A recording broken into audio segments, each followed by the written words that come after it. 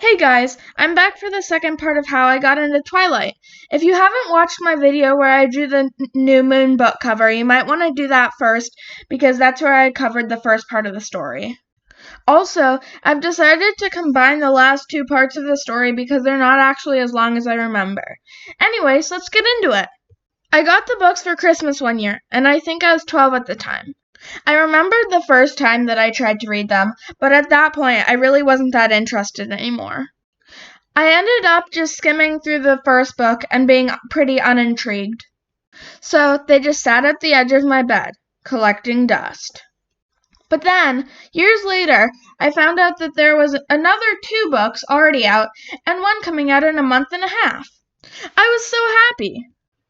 I'm not sure what changed, but something inside of me just clicked, and I was obsessed.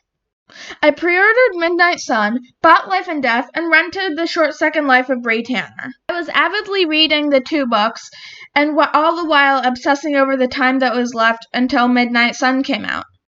I then remembered that I had the original 4 books at my dad's, but then I realized they wouldn't arrive before Midnight Sun came out, and because of freaking COVID, I couldn't just go up there to get them.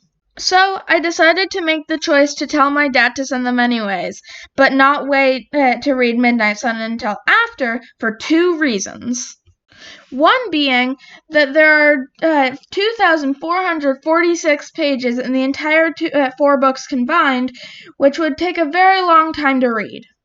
And for 2, it'd be near impossible for me to wait that long to read Midnight Sun just for a recap of the original saga. So, my decision was made. I would read Midnight Sun while I was waiting for the other books to arrive, and read those as soon as they got to my house. Eventually, all the books were read, and I've been obsessed ever since.